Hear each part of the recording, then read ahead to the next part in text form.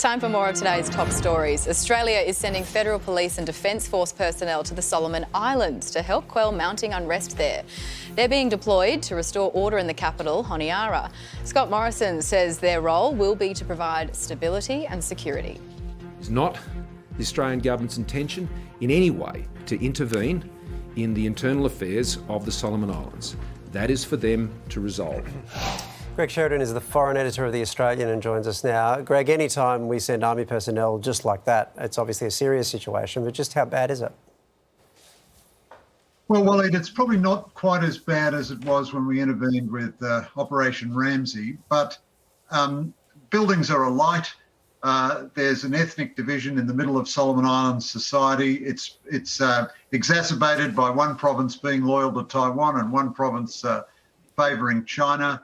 It has the potential to become very deadly, as conflicts do in the Solomon Islands. So I think the government is right to send police and military there. My guess is that the mission will expand rather than contract, and that it'll probably go on for longer than they currently anticipate. So, Greg, given all of that, we're going to be sending more than 100 police and troops to the Solomon Islands now, but is that nearly enough to help control the situation? Well, you hope that it has a symbolic and psychological effect.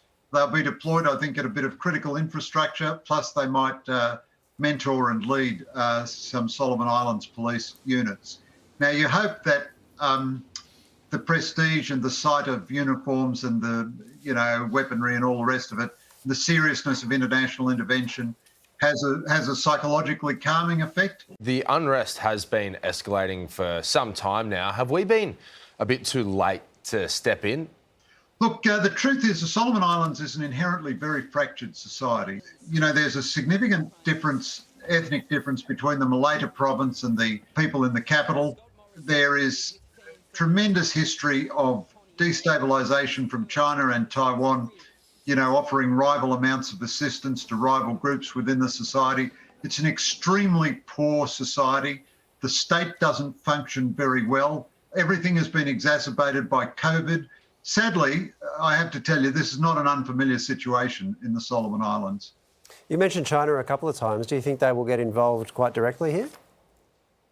Well, one of the issues that they're writing about is that a couple of years ago, the Solomon Islands, which had long-standing diplomatic relations with Taiwan, switched its diplomatic allegiance to China. Now, the allegation from the government is that Taiwan continued to give assistance to the province, which is now furnishing most of the discontent. And those folks were very, very unhappy with the switch in diplomatic allegiance. So I think the China-Taiwan issue is the background issue, but I'd be very surprised if either of those, if either China or Taiwan sent any personnel or anything like that. Greg, we appreciate your time. Thank you. Great to be with you. Thanks so much.